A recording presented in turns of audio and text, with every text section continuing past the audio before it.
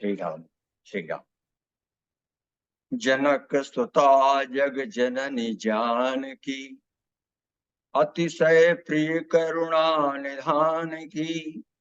ताके युगपद कमल मनाऊं, जासु कृपा निर्मल मति पाऊं।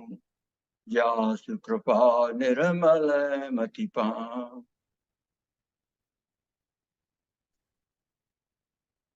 मुझे बहुत अच्छा लगा जब आदरणीय गुप्त जी ने इस महत्वपूर्ण विषय पर विचार करने के लिए कहा, और पहले ही आपने कहा तो तुरंत दूसरी सांस में ही मैंने आपको कहा कि हाँ, ये तो सब भगवत इच्छा है और इसमें ऐसा अवसर भगवान के स्मरण का मिले तो सौभाग्य का ही सूचक है।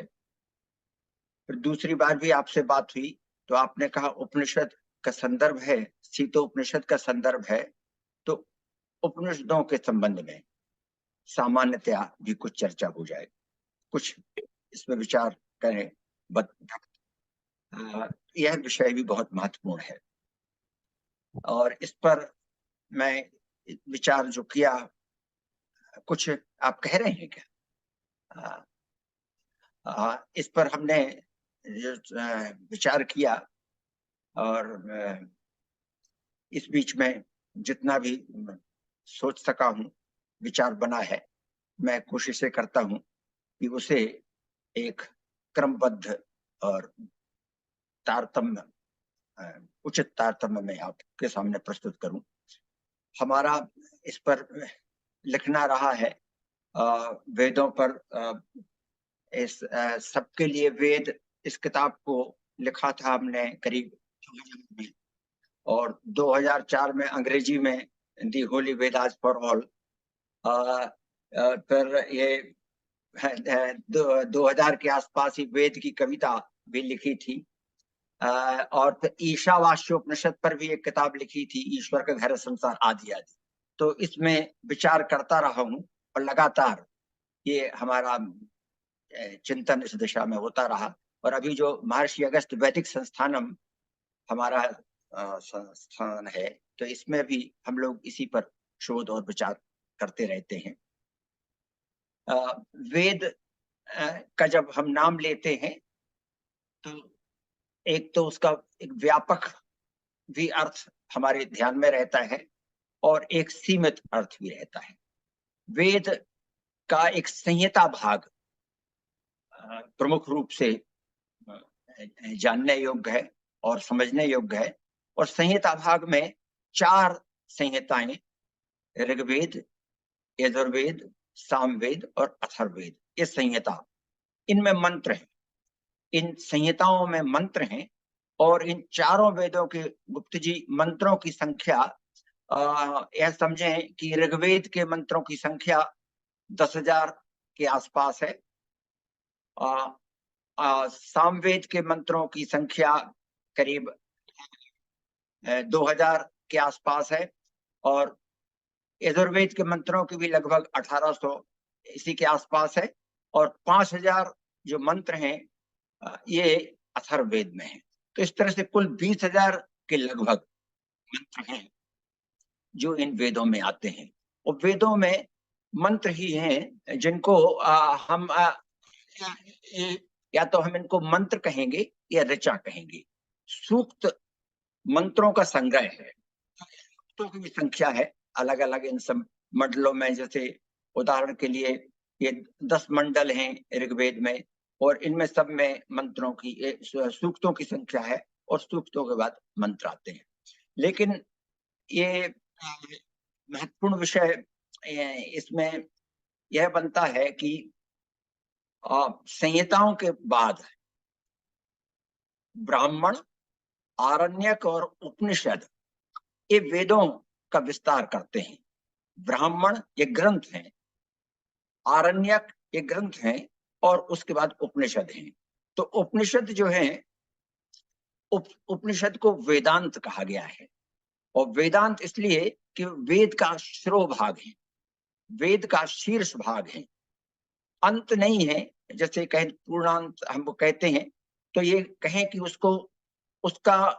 उसको कंक्लूड करते हैं, उस ज्ञान को पूर्णता प्रदान करते हैं, इसलिए इनको वेदांत कहा गया है, उपनिषद। और उपनिषदों का महात्म्य इतना है, इससे समझें कि जब हम कहते हैं कि 4 महावाक्य वेद के आते हैं, 4 महावाक्यों की बात होती है वेदों की, तो इनमें वे महावाक्य मूलतः वेदों में नहीं है, हम इनको वेदों के महावाक्य कहते हैं। जिस तरह से अहम ब्रह्मास्मि, अहम ब्रह्मास्मि बहुत हम जानते हैं महावाक्य है वेद का, लेकिन यह वेद में ना होकर के यह बृहदारण्यक उपनिषद में है, जो कि यजुर्वेद के अंतर्गत आता है। इसी तरह से तत्त्वमसि एक दूसरा महावाक्य है, तत्त्वमसि जो है ये आता है छांदोग्य उपनिषद में आता है, और ये सामवेद के अंतर्गत है। अयम आत्मा ब्रह्म यह तीसरा महावाक्य है, और ये मांडव्य उपनिषद में आता है, और ये अथर्ववेद के अंतर्गत है। और इसी तरह से अज्ञानम ब्रह्म ये जो है ऐतरेय उपनिषद में आता है, और ये ऋग्वेद के अंतर्गत है। इसका मतलब ये है कि उपनिषदों में जो मंत्र हैं उनको वेद के अंतर्गत ही ग्रहण किया जाता है। तो इस तरह से हमें ब्राह्मण, आरण्यक और उपनिषद, इनको वेद के ही भाग के रूप में स्वीकार करने की आवश्यकता है। आज हमें चर्चा संक्षेप में उपनिषद पर आपने करने के लिए कहा है। तो मुख्य रूप से जो उपनिषद हैं तो आदि शंकर ने सबसे पहले, आदि शंकराचार्य ने सबसे पहले जिनके भाष्य लिखे 11 उपनिषद हैं। ईशादि से आरंभ करके 11 उपनिषदों पर आदि शंकर ने भाष्य किया है, और उनके बाद इन पर बाद में भी विचार हुआ, लेकिन सबसे पहले किसी ने यदि विचार किया है आदि शंकर ने किया है, क्योंकि वो वेदांत की प्रतिष्ठा की, उन्होंने वेदांत दर्शन की प्रतिष्ठा की। ज्ञान पक्ष जो वेदों का है वह उपनिषदों से उद्घाटित होता है, और उन्होंने इनका भाष्य करके, इसलिए अधिकांश लोगों के पास गीता प्रेस गोरखपुर ने भी उदाहरण के लिए इन्हीं उपनिषदों को प्रमुखता दी, इन्हीं को प्रधान से छापा, और इन्हीं उपनिषदों को बाहर भी पहुंचने का अवसर मिला।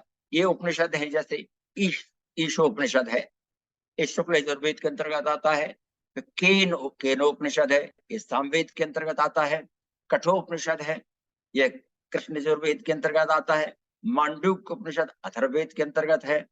तैत्तिरीय उपनिषद कृष्ण यजुर्वेद के अंतर्गत, ऐतरेय ऋग्वेद के अंतर्गत, छांदोग्य उपनिषद सामवेद के अंतर्गत, श्वेताश्वतर उपनिषद कृष्ण यजुर्वेद के अंतर्गत, बृहदारण्यक शुक्ल यजुर्वेद और कौशितकी ऋग्वेद के अंतर्गत। इस तरह से इनके भाष्य आदि शंकराचार्य ने किए हुए हैं।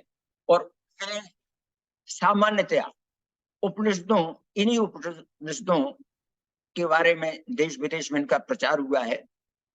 बाद में पता होगा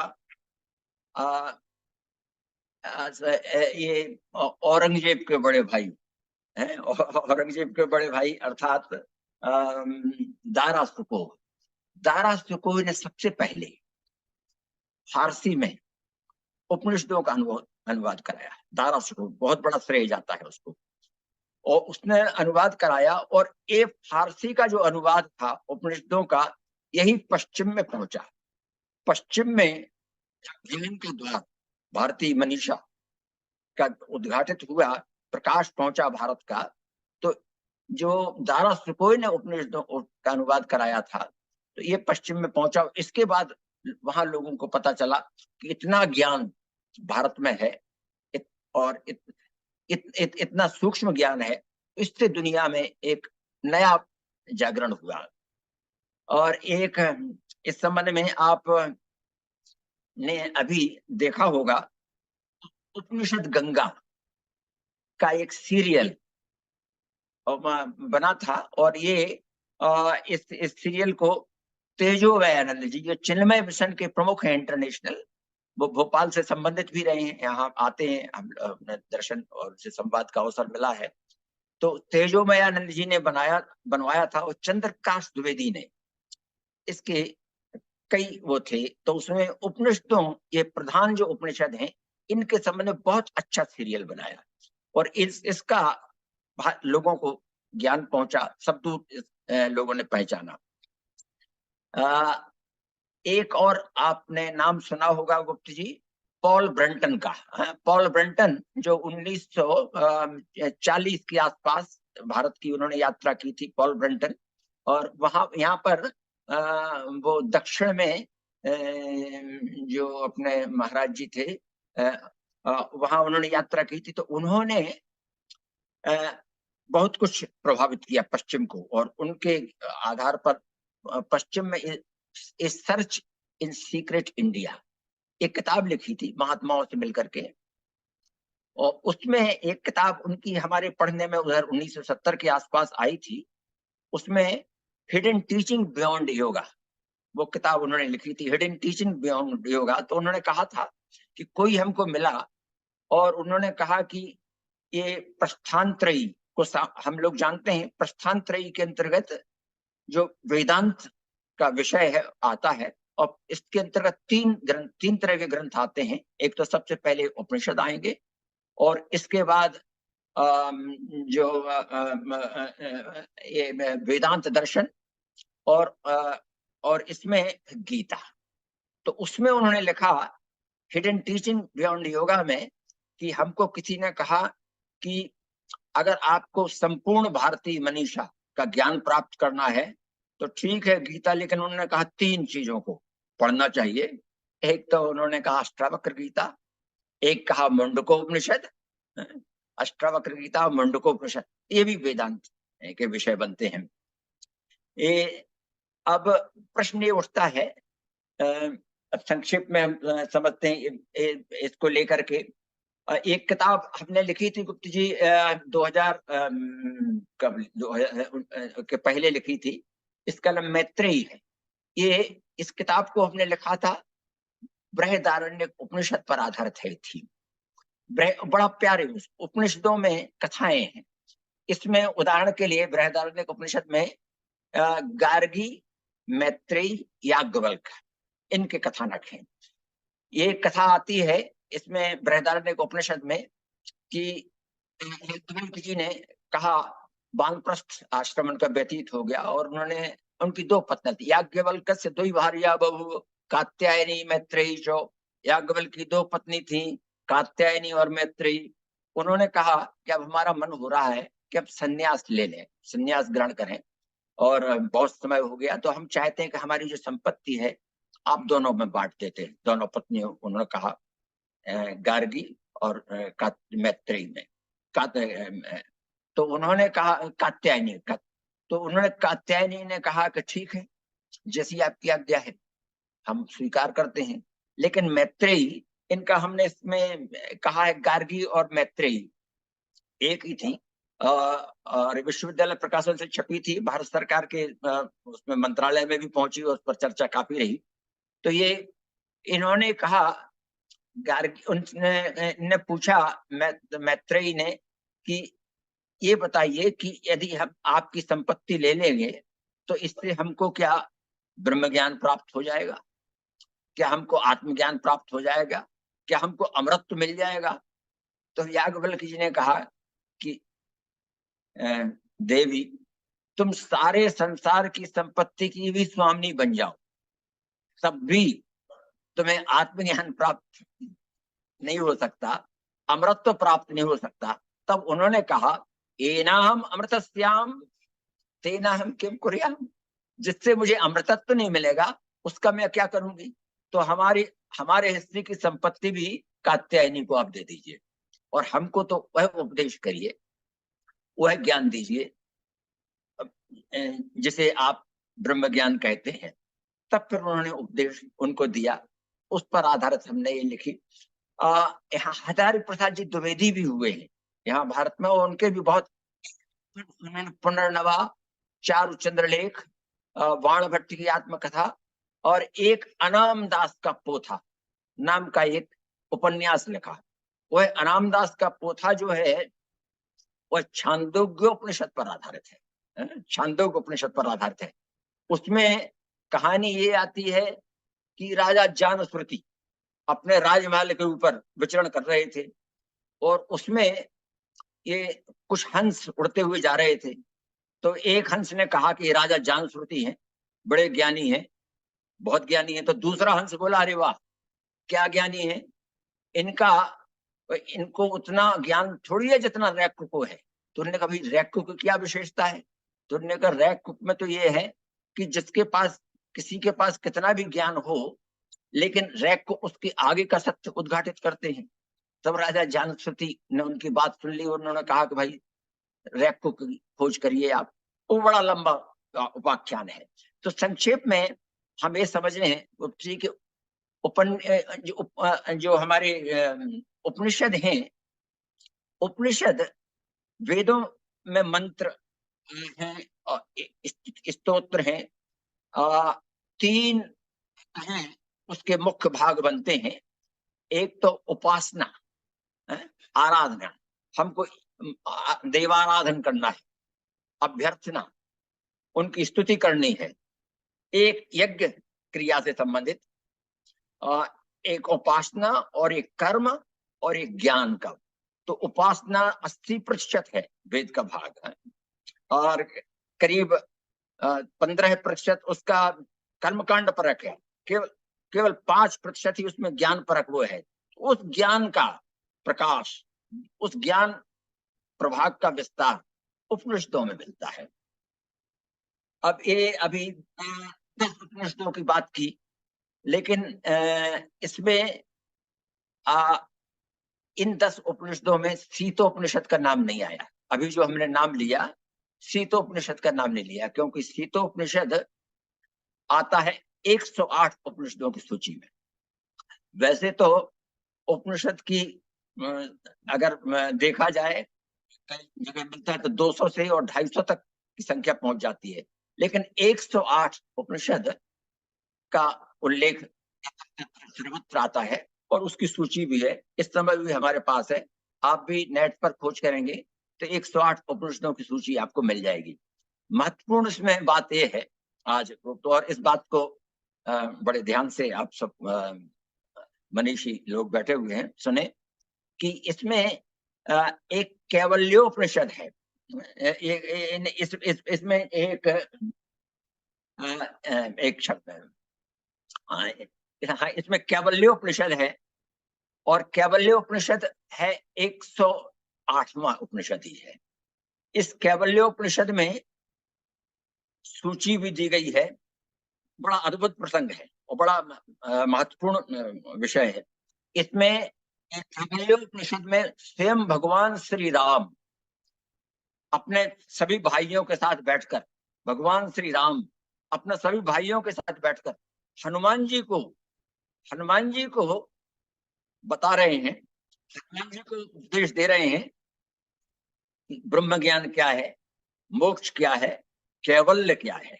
और इसमें इस कैवल्योपनिषद में ही 120 उपनिषदों की सूची दी गई है, और इसमें शीतोपनिषद का भी नाम आता है। एक हमारे मन में बहुत बड़े आरंभ से ही प्रश्न था, और इस प्रश्न के उत्तर में मैं करीब 30 वर्ष भटका। राम नाम कर अमित प्रभावा, वेद पुराण उपनिषद गावा। राम नाम कर अमित प्रभावा, वेद पुराण उपनिषद गावा। तुलसीदास जी ने कहा सैकड़ों बार। और वेद भी भगवान राम की स्तुति करते हैं जब भगवान का राज्याभिषेक होता है।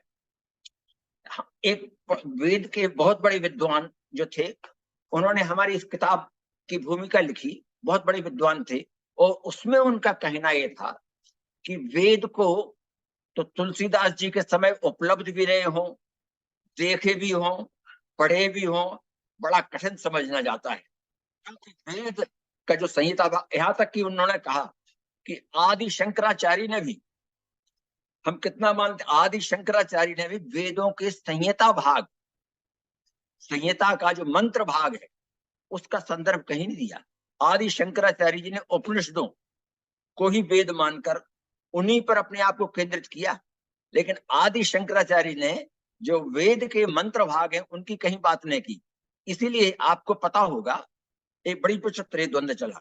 जब दयानंद सरस्वती जी यहाँ आए तो उनका आंदोलन इस विषय को लेकर के था, उनका उनका इस विषय को लेकर के था, सत्यार्थ प्रकाश का नाम सुना होगा, आर्य समाज का जो आधार है, दयानंद सरस्वती जी की जो क्रांति का आधार है वह ये है कि उन्होंने अपने आप को वेदों के केवल मंत्र भाग पर ही सीमित रखा, संहिता भाग पर ही सीमित रखा, और कुछ उपनिषदों, कुछ बहुत सीमित से उपनिषदों पर बात करते थे, पूरे उपनिषदों पर भी नहीं जाते थे।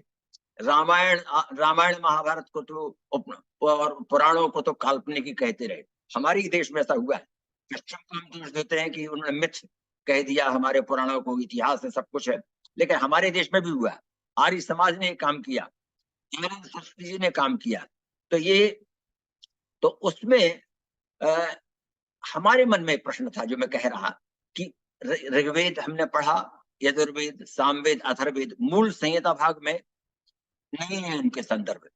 3 बार ऋग्वेद में नाम भगवान राम का आता है, 3 मंत्रों में आता है, लेकिन इन राम से संबंध नहीं है। वो राम विशेषण के रूप में है, एक राजा के किसी नाम के रूप में है। सीता का भी नाम आता है लेकिन सीता से संबंध नहीं है उनका। दासराज्य राजा का नाम आता है लेकिन उनसे संबंध नहीं है। तो हमारे मन में ये प्रश्न रहा कि राम कहाँ है वेद में। सैकड़ों बार इन्होंने हमारी भूमिका में लिखा, उससे हमको उन्होंने तो ये कहा कि उन्होंने देखे भी नहीं होंगे, तो हमने हाथ जोड़ कर कहा था, इस वाक्य को निकाल दिया। बहुत बड़े विद्वान थे वो कि ये ना करें, हम ये अनर्थ होगा, तो वो निकाल दिया था भूमिका से। लेकिन ये मन में आया फिर कैसे हम कहते हैं कि राम, तुलसीदास जी ने कैसे कहा। और तुलसीदास जी कम पढ़े लिखे नहीं थे, षडंग वेद का इनको ज्ञान था।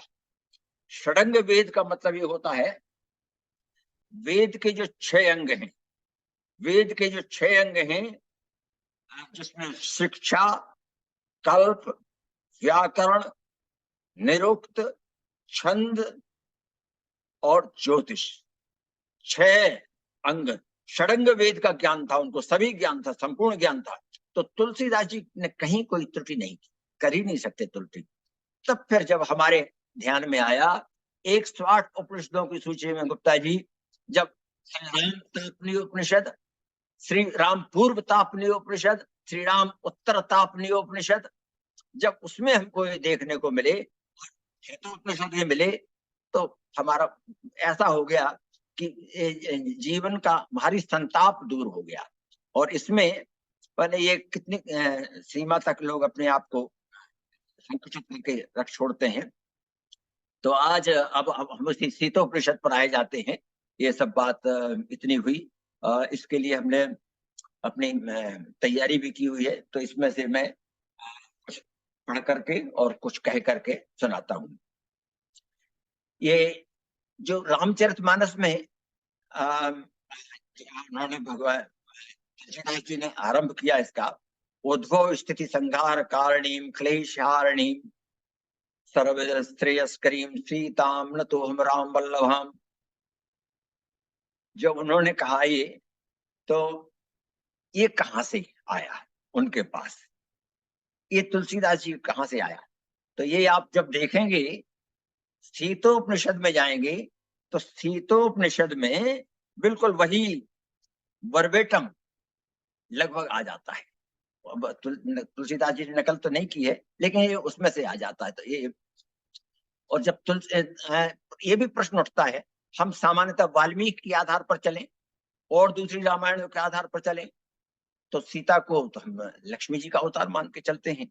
लेकिन जब तुलसीदास जी ने अपनी स्तुति में उद्भव स्थिति संहार कारणीम क्लेशहारणीम सर्वश्रेयस्करीम सीताम न तुम राम वल्लभाम कहा, और जब बालकांड में उस समय कहते हैं जब कश्यप अदिति महातप की ना, उस समय जब सीता जी जो आई उनके महाशक्ति के रूप में, तो उनका वर्णन उन्होंने किया, भ्रुकुटी विलास जासु जग हुई राम वाम सीता सोई। वो सीता उनके साथ आई हुई थी। और वाल्मीकि जी भी जब वंदना करते हैं, जब राम लक्ष्मण सीता उनके आश्रम में पहुंचते हैं, तब उसमें वो कहते हैं जो श्रुति सेतु पालक राम तुम जगदीश माया जानकी, जो सृजति जग पालक पालक हरति रुख पाए कृपा निधान की। उसमें भी उन्होंने ये कहा। तो इन सब जो संदर्भ हैं उनके, ये इनका तुलसीदास जी ने सब कुछ अध्ययन किया था। और वाल्मीकि जी ने तो इतना ही कहा है, सीताया चरितम महत्। उसकी स्थापना में हमने राम का कहा है, सीता का कहा, इसमें चरित्र लिया है, पौलस्त्य रावण का। तीन उन्होंने कहा हमारे मुख्य पात्र हैं वाल्मीकि जी के अनुसार। राम है, पौलस्त्य रावण है, और सीता का भी हमने महान चरित्र में लिया हुआ है। तो इसमें फिर जो सीता का जो अध्यात्म स्वरूप है, अध्यात्म की महत्ता है, और कहें कि जो सर्वशक्तिमत्ता उनकी है, तो वो कहाँ से प्रकट होती है। तो कुछ अध्यात्म रामायण में इसमें संदर्भ आते हैं, लेकिन सबसे जो उसका महत्वपूर्ण विषय है, और कहें तुलसीदास जी के प्रेरणा का आधार है, क्योंकि इस युग में रामानंद जी महाराज ने जन्म ले लिया था 13वीं सदी में। और रामानंद जी जिनसे राम जो वैष्णव परंपरा आरंभ हुई, तो उस समय उनके समय ये अगस्त संहिता और राम से संबंधित जो और उपनिषदों पर विचार और मंथन आरंभ हो गया था। तो इसमें जो सीतोपनिषद आरंभ होता है, और इसका आख्यान तो बहुत छोटा सा है, और सीता की महत्ता का ही वर्णन है। आख्यान इसमें होता है कि प्रजापति ब्रह्मा देवताओं को बताते हैं, और देवताओं को आरंभ करके सीता जी के परिचय से ही आरंभ करते हैं। मूल प्रकृति रूपत्वात् सा सीता प्रकृति स्मृता, मूल प्रकृति रूपत्वात् सा सीता प्रकृति स्मृता। सीता मूल प्रकृति है, मूल प्रकृति है सीता। अब आप देखें, इसमें भगवत गीता में 7वें अध्याय में भगवान ने 2 प्रकार की प्रकृति बताई है, परा और अपरा। पहले उन्होंने अपरा प्रकृति की बात की, जो परा नहीं है। वो अपरा प्रकृति में कहा है अष्टधा प्रकृति है, भूमि रापो अनलो वायु खम मनो बुद्धि रेवचो अहंकार इतियम में भिन्ना प्रकृति अष्टधा। हे अर्जुन, मेरी अष्टधा जो प्रकृति है उसमें कौन है? 5 तत्व, भूमि जल अग्नि वायु आकाश मन बुद्धि और अहंकार, ये 8, ये अपरा तत्व है।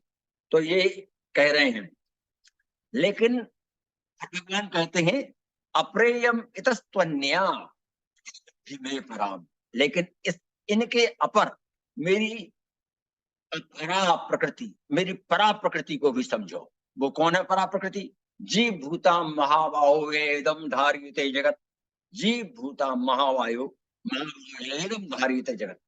इस जगत का संधारण करने वाली जीव भूता वो है परा प्रकृति है। तो इसमें जो बता रहे हैं सीतोपनिषद में, वही परा प्रकृति सीता है। सीता उसी परा प्रकृति के रूप में है। प्रणव प्रकृति रूपत्वात् सा सीता प्रकृति रुच्यते, सीता इति त्रिवर्णात्मा साक्षात माया भवेत्, साक्षात माया है। मम माया दुर्त्या, इसमें भगवान ने कहा है गीता में भी, मम माया दुर्त्या, मेरी माया कठिन है। सीता इति त्रिवर्णात्मा साक्षात माया भवेत्, विष्णु प्रपंच बीजम च माया इंकार उच्यते। अब इसमें इन सब का बड़े विस्तार से विचार इसमें आता है। सा ई ता, इन सब वर्णों का इसमें बड़े विस्तार से विचार आता है। सीता इति त्रिवर्णात्मा साक्षात माया भवेत्, विष्णु प्रपंच बीजम च माया इंकार उच्यते, सकारा सत्य ममृतम प्राप्ति सोमश्च कीर्त्यते, तथा तकार तारक्षम्या च प्रस्तर स्मृतः, ईकार रूपिणी सोमा अमृत अमृत वायव मोक्ति चाभरणम अलंकृता महामाया अव्यक्त रूपिणी व्यक्ता व्यक्ता अव्यक्त रूपिणी व्यक्ता भवती, जो अव्यक्त है वह व्यक्त करके आती है। अब यह जो है यह जो दर्शन है, ये दर्शन शैव दर्शन में इसका बड़ा विस्तार मिलता है। शैव दर्शन में शिव और शक्ति, इस पर विचार बहुत हुआ है। और उसमें आदि शंकर की यदि हम सौंदर्य लहरी पढ़ें तो उसमें सौंदर्य लहरी में आता शिवा शक्त्या युक्तो यदि भवति शक्ता प्रभवतुम न चेदेवं देवो खलु कुशला स्पंदतुमपि अतस्त्वम् आराध्यं विधिहर विरंचादिभिर्वै प्रणंतुम स्तोतुम कथम कृति पुण्या प्रभवति। वो कहते हैं सौंदर्य लहरी में आदि शंकर कि शव में शक्ति की ई लगा दें यदि हम तो शिव हो जाते हैं। तो चैतन्यता शव में जड़ शिव में चैतन्यता यदि आ रही है तो ईकार जो ई लग गई है शक्ति की, उससे आ गई। शिवा शक्तिया युक्तो, शक्ति से युक्त होकर के शव शिव हो जाते हैं। ऐसी विधि ब्रह्मा विष्णु और शिव के आराध्य आपको हम नमस्कार करते हैं। ब्रह्मा विष्णु रुद्र ईश्वर हैं जिसके पाए ये वो जिस पर बैठती, आसन पर बैठती हैं शक्ति, उसमें उन्होंने बताया ब्रह्मा विष्णु शिव और ईश्वर, उसके चार पाए हैं जिस पर महा तदाकारे मंचे परम शिव पर्यंक निलयाम, उस परम शिव के पर्यंक पर वो बैठती है। तो वही इसमें सीता की वैसी ही शक्तिमत्ता इसमें बताई गई है सीतोपनिषद में। इसमें ये जो इसके 7वां जो मंत्र है सीतोपनिषद का, उसमें केवल 37 मंत्र आए हैं, नहीं है सीतोपनिषद 37 मंत्रों आया, सब में विस्तार में जाने की आवश्यकता नहीं है। 7वां मंत्र जो आता है जिसका हमने कहा कि तुलसीदास जी ने प्रेरणा ली थी, उसमें वही भाव आता है श्री राम सानिध्य वशात जगदाधार कारिणी, श्री राम सानिध्य वशात जगदाधार कारिणी स्थिति संहार कारिणी सर्वदेहिनाम सीता भवति गेया मूल प्रकृति संगीता प्रणत्वात् प्रकृति रीति वदंती ब्रह्मवादिना। श्री राम के सानिध्य से जगदाधार हो जाती हैं सीता, संसार का आधार बन जाती हैं, उत्पत्ति भी वे करती हैं, पोषण भी वे करती हैं, संहार भी उन्हीं के द्वारा होता है। और इसीलिए उनको मूल प्रकृति के रूप में ही जाना चाहिए, समझा जाना चाहिए। प्रणत्वात् प्रकृति रीति वदंती ब्रह्मवादी, ब्रह्मवादी इस तरह से उन्हें बताते हैं। और इसमें एक और बड़ी बात कही है कि ये बड़ा महत्वपूर्ण विषय है, और जो विषय आपने बाद में हमको दे दिया था कि ये सीता जो है, सीता के वेद वेदांग इतिहास और पुराण में व्यापकत्व, वो ये कहा है सीतोपनिषद ये कहता है चाहे आप वेद पढ़ लीजिए चाहे उपवेद पढ़ लीजिए। उपवेद जानते हैं गुट्ठी, चार मूल वेद के 4 उपवेद भी हैं, धनुर्वेद, संगीत का, वास्तु और स्वास्थ्य का। तो ये चारों ये वेद आते हैं। और वेदांग जो हमने कहे हैं 6 वेदांग आते हैं, तो इतिहास रामायण और महाभारत, और पुराण तो 18 पुराण हम जानते ही हैं। तो इसमें सीतोपनिषद ये कहता है कि सभी वेद, सभी वेदांग, उपवेद, पुराण और इतिहास में सीता ही है सर्वत्र। इतिहास पुराणाख्याम उपांगश्च प्रकृतिता वास्तुवेदो धनुर्वेदो गांधर्वो दैविकस्ता है। वास्तुवेद, धनुर्वेद, गांधर्वेद, ये गांधर्वेद सामवेद से निकला हुआ है, धनुर्वेद यजुर्वेद से निकला है, वास्तुवेद अथर्ववेद से निकला है, आयुर्वेदश्च, आयुर्वेद भी अथर्ववेद से निकला है, आयुर्वेदश्च पंचैते उपवेदाम प्रकीर्तिता दंडो नीतिश्च वार्ता च विद्या वायु जया परा एक विंशति भेदोयम स्वयं प्रकाश प्रकृति था। तो वो उनका सीता उपनिषद ये कहता है कि सब जगह सीता का कुछ भी वेद वेदांग पढ़ रहे हो, समझ रहे हो, जान रहे हो, तो सीता जी को ही आपको समझना है। अब इसमें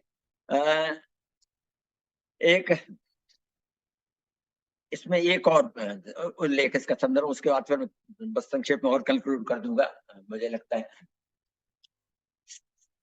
इसमें आता है सीता के संबंध में, सीता साक्षात शक्ति ही भगवतः स्मरण मात्र रूपाविर्भाव प्रादुर्भावात्मिका निग्रहानुरूपा भगवत सहचारिणी अनपायनी अनवरत स्त्रिणी उदिता अनंदिताकारा निवेशोन्मेष सृष्टि संगार तिरोधानुग्रहाद सर्वशक्ति सामर्थ्यात साक्षात शक्ति रीति गीयते।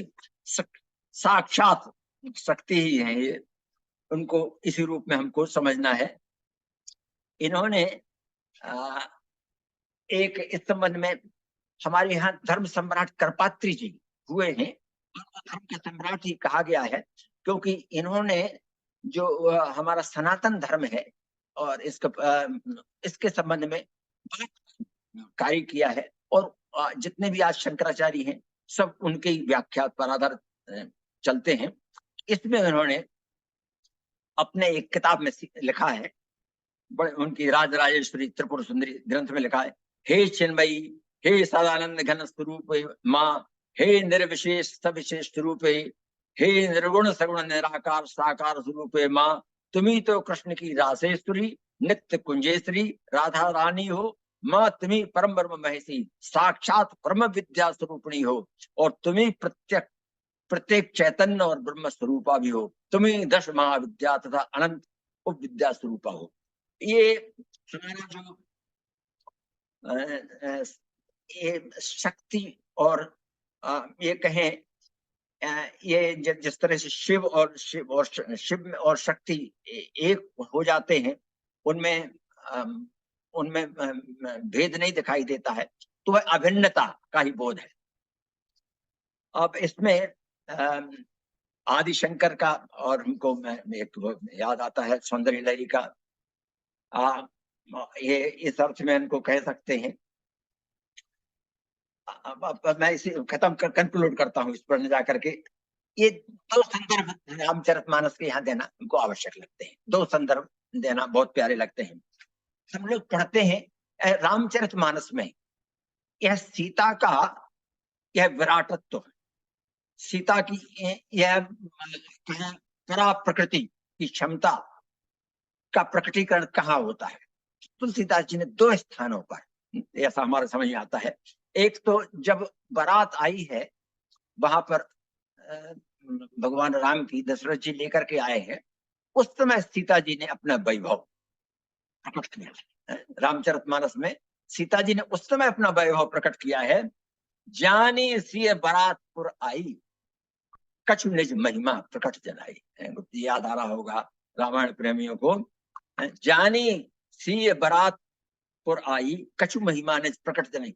एकमात्र है स्थान है रामचरितमानस में जहां सीता जी ने अपने महिमा, अपने वैभव कैसे किया, सिद्धि बुलाई भूप पहुंचाई करण पठाई।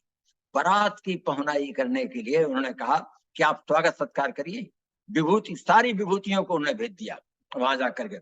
सिद्धि सब आयुष अकनी, और वो सभी सिद्धियां अष्ट सिद्धि नवनिधि, और वही अष्ट सिद्धि नवनिधि जो थी बस दूसरे संदर्भ में हनुमान जी के उसमें आता है, सब सिद्धि अकनी गई जहां जनवास लिए संपदा सकल सुख सुरपुर भोग विलास।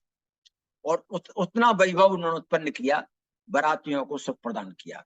और दूसरा अवसर वह है जब हनुमान जी को उन्होंने कहा के दाता असवर ज्ञान की माता।